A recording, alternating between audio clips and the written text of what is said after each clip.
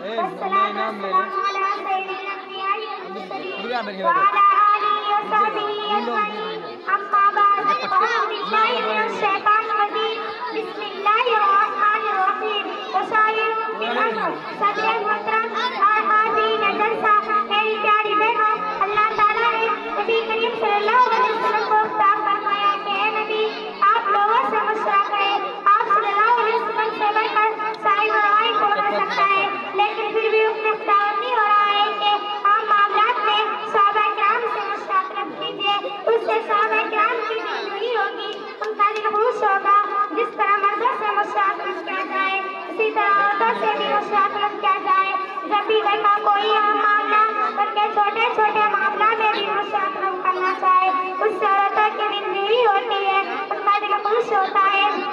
جس طرح مردوں سے مشاورت کیا جائے اسی طرح عورتوں سے بھی مشاورت کیا جائے جب بھی گھر کا کوئی اہم معاملہ بلکہ چھوٹے چھوٹے معاملہ میں بھی مشاورت کرنا چاہے اس سے عورتوں کی دلجوئی ہوتی ہے ان کا دل خوش ہوتا ہے سلامت انبیاء کے موقع پر نبی کریم صلی اللہ علیہ وسلم نے معاہدہ سے فارغ ہو کر صحابہ کرام سے فرمایا قوموا فانفروا ثم اطلقوا اٹھو اور اپنے دھاگوں کو قربان کر دو پھر اپنے سر کو منڈوا لو مگر کوئی نہ تھا تک کہ آپ صلی اللہ علیہ وسلم نے یہ بات 3 بار کہی مگر کوئی نہ تھا آپ ام سلمہ کے پاس گئے اور ان سے مشورہ کیا انہوں نے مشورہ دیا کہ آپ ان کو اپنا جاتا ادا کر دیں اور اپنا سر منڈوا لیں اور کسی سے کوئی بات نہ کر آپ صلی اللہ علیہ وسلم نے ایسا ہی کیا آپ کو دیکھ کر سارے صحابہ اپنے اپنے جانور ادا کر دیے اور اپنا سر منڈوا لیے اور وہ ان کے سر سے ان کی کیفیت یہی دیکھ کے لگتا تھا کہ ایک دوسرے کو قتل کر دیں گے